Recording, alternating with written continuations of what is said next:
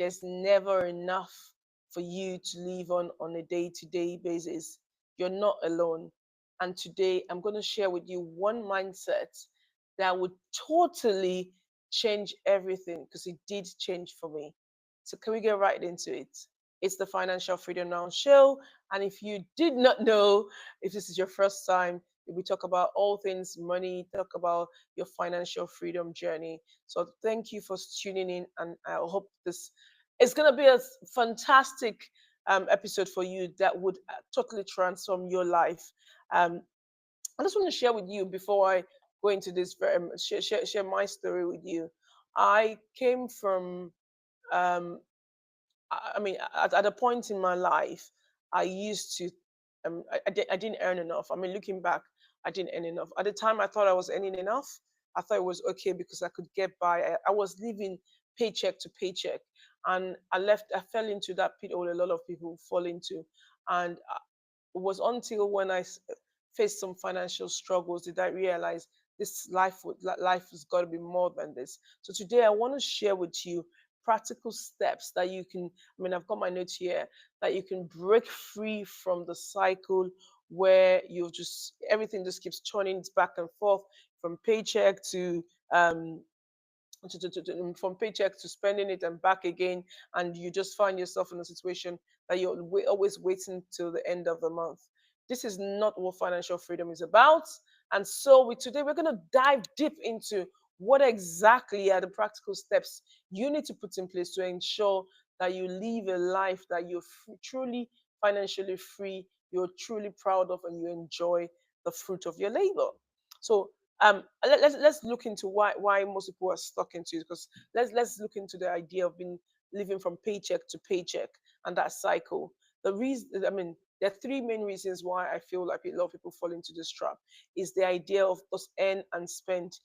You spend every single thing you earn. And to be honest, for this set of people, it doesn't matter if you say, oh well, if they're earning 100,000 now and they find themselves in the earn and spend, you increase that salary to 150,000 pounds a year, they also increase their spending because it's a mindset issue. It's not a case of of not having enough. It's just the feeling of I've got this amount of money in my account, I've got to spend it all. And it's an earn and spend mindset. I have I mean, there's a thought process that if I've been asked to, if I've been given 100,000, it means I need to spend all of the 100,000, and that it's not the right thought process to have. So more money doesn't solve this problem.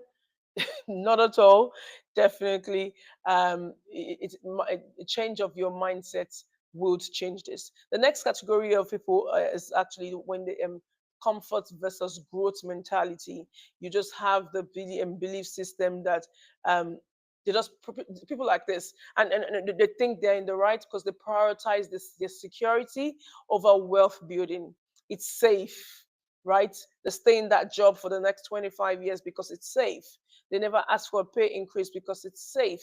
They never want to upskill themselves so they can offer more and then in return get paid. No, because again, there is a possibility of them failing in that. So it's safe. They always go for what is safe. What is safe? I mean, it's okay to be at a job that you really love, but you should be able to upskill yourself such that you're not on the same salary for the next 20 years. I mean, you have people that are on the salary because guess what? Inflation is increasing, things are going on a regular basis. So you do not have your income, your disposable income at the end of the day is going to reduce. So you've got to think about how do I grow? What, do I have a growth mentality, or do I just want what's comfortable? That's a question you need to ask yourself. And the last set of people are those that just lack financial awareness. And if that's you, guess what? You're in the right place, because in this room, in this space, we talk about all things financial freedom. We talk about how you can invest, how you can earn more, how you can better your life, how you can invest, and how you can achieve financial freedom. So that is not a worry if I thought that's you. But most people here, you'll find that they don't track their spending at all. They have no financial plan. I'm similar to the first set of people. Money comes into their hand, money goes, and that is not what you want to do if you find yourself in a situation where you are where you're just living from paycheck to paycheck. So let's think about what is the mindset shift that changed for me. What's the one thing I did that literally helped me go from that little girl, I keep saying little girl, but I was an adult, from that girl that relocated to the country with £200 to then building a multi-million pound property portfolio. What exactly changed for me? I think the main thing that I would say is I decided to start thinking like an investor, not a worker. I was not just that towing the salary earner. I was just not towing an employee. I became towing an investor, right? And it sounds absurd when you're not, or you don't have the investment. I started seeing myself as that person that had money working for me as against me working for money. And that wasn't necessarily the case at the time. But how do you then do that? How do you sort of work back from? How do you change that? Well, how do you get that mindset shift? One of the things that you really need to realize, and I did some of this came from me from just studying wealthy people around the world, is wealthy people don't just work for money.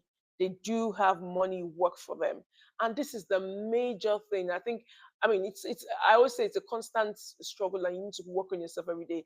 The ability to think that money is infinite, money is not everything. Money is great, is good. There's money everywhere. I mean, it's almost like I degod, if that's any word like that, of money. Because sometimes you can, if you're not careful, you can make money such a big thing than it really is, and really and think that everything has got to about money. Don't get me wrong, money is important. I love to have money. I want and I love to have loads of it, and it's important. But don't make it.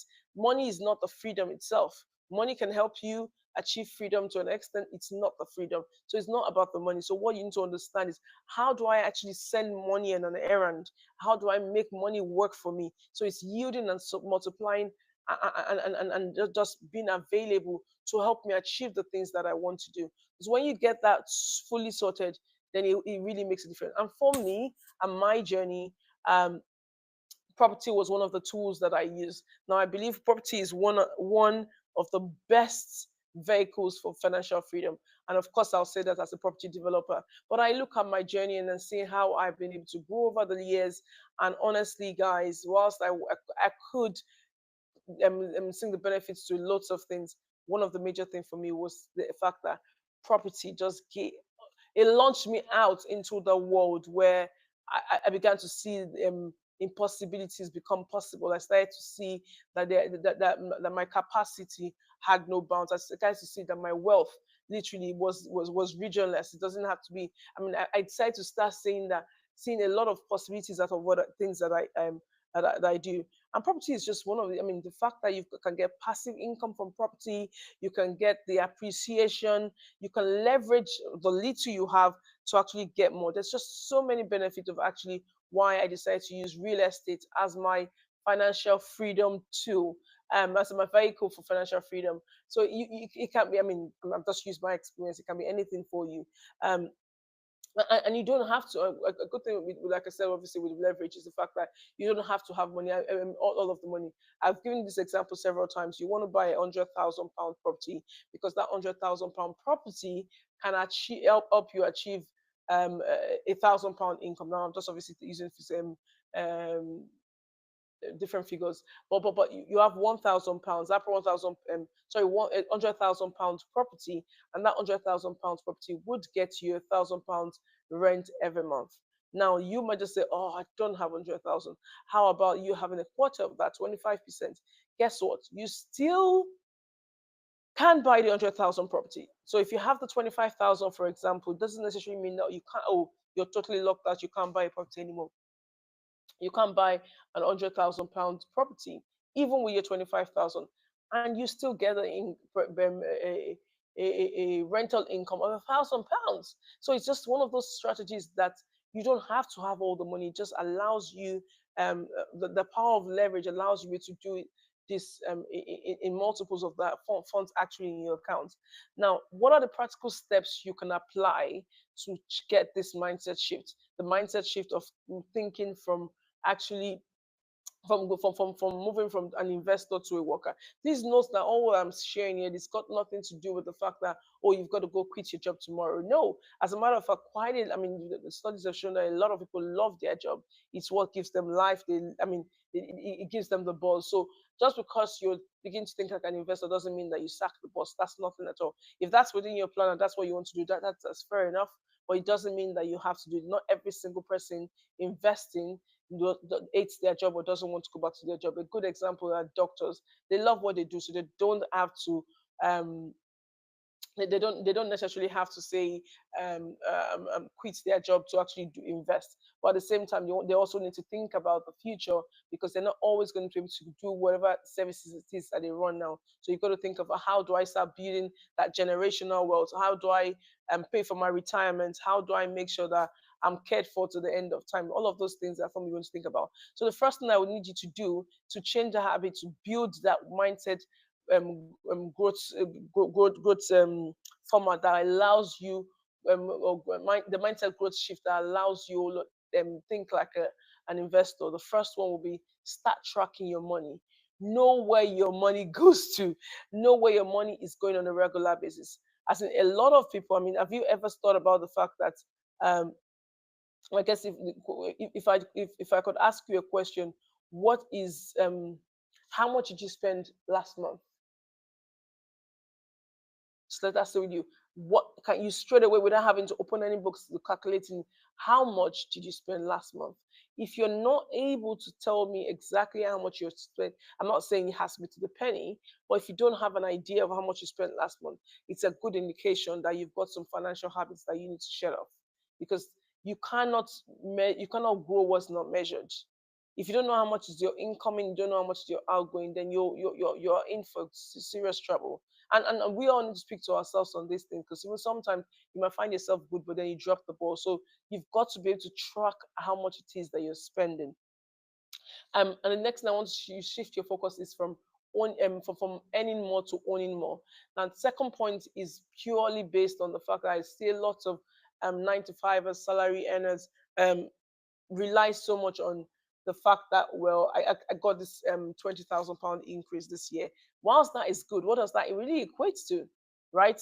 Once you calculate the cost of inflation, calculate your extra bills, does it really are you really um, um, earning much? And for some people, earning much actually means that they put in more hours, so they're working double or triple shifts, and automatically think this is gonna mean that you own more, you're more wealthy. No, because a lot of times the spend then increases as well. So you need to shift your focus from earning more to actually owning more. Um, and thirdly, allocate more money towards income generating assets. I'm sure you've heard them talk about it. IGAs. What's the IGA? What's the IGA? Income generating assets. You want to allocate more of your income, even when you think the money is not enough already. You want to allocate more towards building assets. So always think, what's the one thing I'm going to spend that's going to yield me more money?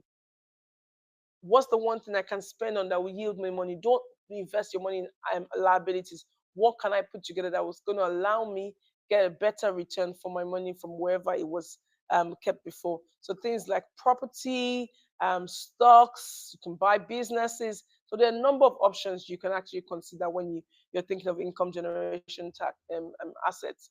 Lastly, you want to surround yourself with wealth builders.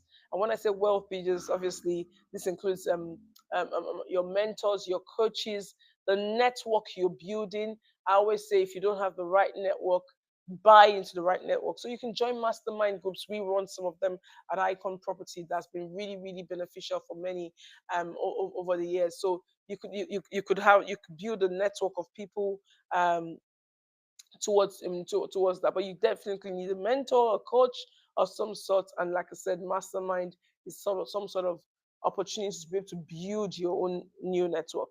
Um, and this is exactly why we run the Icon Property Mastermind, because I believe that, I mean, if you just working with people, learning how people are doing things, sharing from their mistakes, sharing from their successes, you see what they've done that works, you can replicate the same thing. You've seen something that they've done that's not worked and caused them trouble. You can quickly jump in and sort it out. So it's just really, really key to understand. So I think just a recap of that, I want you to understand that um your your I was just trying to say your mindset is the foundation of your financial freedom. You get that messed up, you mess up your financial freedom. And it doesn't matter how messed up it is, spend some time to rebuild that. Because if you don't, it's going to be the same thing that could pull you down. Now, some people, you still, this is why you see that people win the lottery and still be penniless the next day, because the mindset is not right. So it's not about how much more money you have. I mean, if you put hundreds of millions into the hands of someone who is wasteful and doesn't understand what it is that you're doing in life, it's going to be a waste. So you need to really, really be careful. Um, the mindset, the growth mindset that you have. Now, in wrapping this up, I want to ask you a question. What's the one financial habit you will be changing, or you have changed starting from today? What's the one financial habits that you're going to change, or you've decided to or you're on the journey to change? And what's that one financial habit that you've built? I really want to hear your commitments. I really want to hear you saying, oh, this was a wake up call for me to actually manage my finances. I don't know how much I spend on groceries. I don't know how much I spend on whatever it is on feeding. Because again, that's another thing. You see lots of young professionals. I mean, straight away they're eating out every single night, and they really don't know whether they've become past what um their allowance with their budget, because hey, there might not even be a budget, or sometimes there's a budget, but they are comfortably and conveniently surpassing that budget, and there's no track of it. Like I said, you can't grow what you do not measure. So if you're not measuring your finances, or how much everything, how things are going out, you it's a disaster for failure. So please ensure that you are committed to your financial freedom journey, that you know what it takes to transition from that paycheck to paycheck mindset, paycheck to paycheck lifestyle, to being able to build wealth and build generational wealth, because that is what is key to your growth. I hope this has been useful. My name is Toyin Ayodare. It's the Financial Freedom Now show. Thank you so much for tuning in. You know what to do at this point. Please like, share with at least two people. Help me get the words out. The more I mean, shares that we get and what traction we get, they encourage us to actually continue doing this recording. So I appreciate your help in advance. Until next time, all I'm going to say to you is God bless you.